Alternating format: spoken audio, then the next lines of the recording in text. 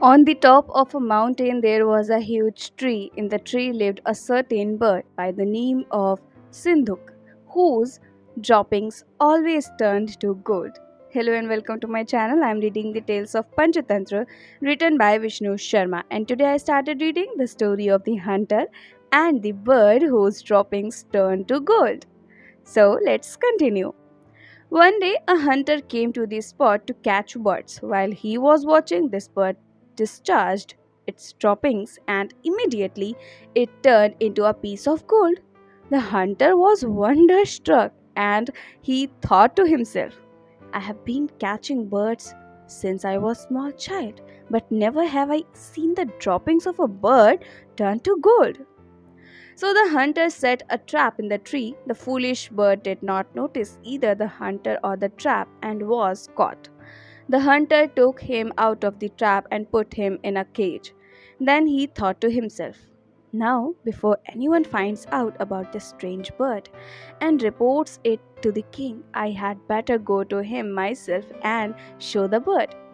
And so he took the bird to the king and told him everything. The king was delighted and said to his attendants, look after this bird carefully. Give him food and water to his heart's content. But the king's ministers said to him, Your Majesty, how can you trust the words of a mere hunter? Could it ever be possible to get gold from a bird's droppings? We advise you to take him out of the cage and release him. The king listened to his minister's advice and set the bird free. Immediately he perched himself on top of a nearby gate and let fall his droppings, which immediately turned to gold.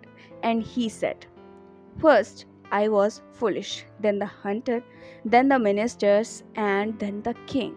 We are all a pack of fools. Raktaksha continued. In the same way, we are all fools for sparing this crow. We must kill him.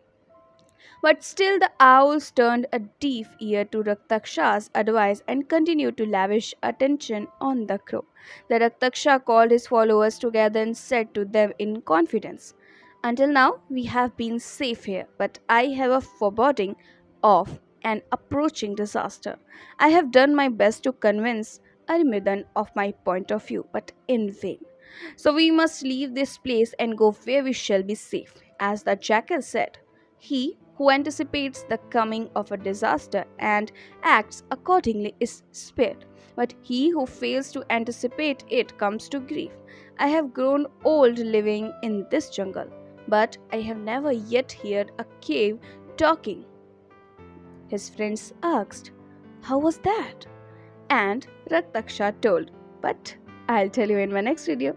Till then, keep listening beautiful stories and keep smiling.